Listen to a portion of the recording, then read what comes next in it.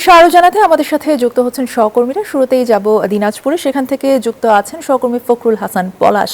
পলাশ, কাল কখন খাল খনন কর্মসূচির উদ্বোধন করবেন প্রধানমন্ত্রী, এবং প্রধানমন্ত্রীর আগমনকে ঘিরে নিরাপত্তা ব্যবস্থা কেমন দেখছেন সেখানে?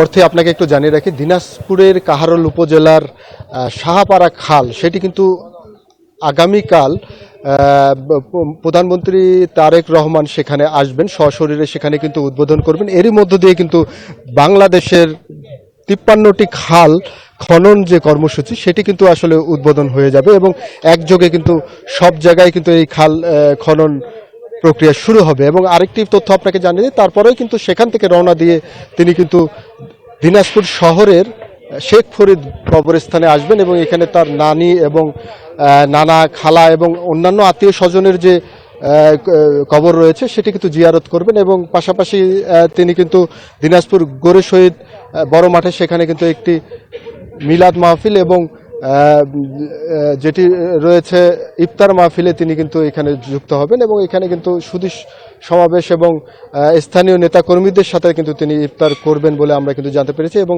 এখানে একটা সুধী সমাবেশও হবে, সেখানে কিন্তু তিনি বক্তব্য রাখবেন। আরেকটি কথা বলছিলেন যে আসলে এখানে নিরাপত্তা ব্যবস্থার সর্বোচ্চ নিরাপত্তা ব্যবস্থা রয়েছে এমনটা কিন্তু আমরা বলতে পারি। এবং পাশাপাশি কিন্তু এখানে আমরা দেখেছি যে এসএসএফ সহ কিন্তু বিভিন্ন ধরনের আইনশৃঙ্খলা বাহিনী কিন্তু তারা মোতায়েন রয়েছে এবং চারিদিক কিন্তু নিরাপত্তার চাদরে কিন্তু ঢাকা রয়েছে। তো দিনাজপুর থেকে এই ছিল আমার কাছে তারেক রহমান আগমন উপলক্ষে সর্বশেষ। এখন চলে যাব রংপুরে, সেখানে রয়েছেন সহকর্মী রেজাউল করিম মানিক, তার কাছে জানবো সেখানকার খাল খনন কর্মসূচির কি অবস্থা। মানিক, জানাবেন।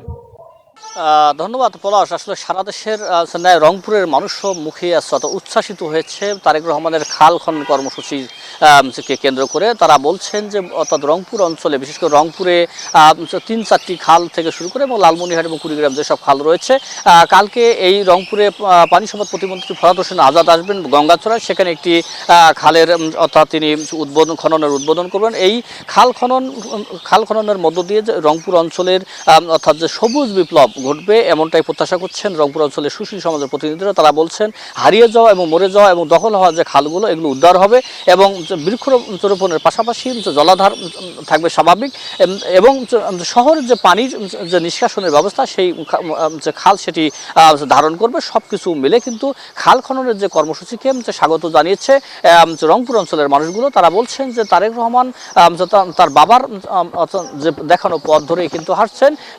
এই খাল খনন যদি হয় তাহলে কিন্তু সব মিলে দেখা যাবে যে অর্থাৎ পরিবেশের যে ভারসাম্য সেটি ফিরে আসবে।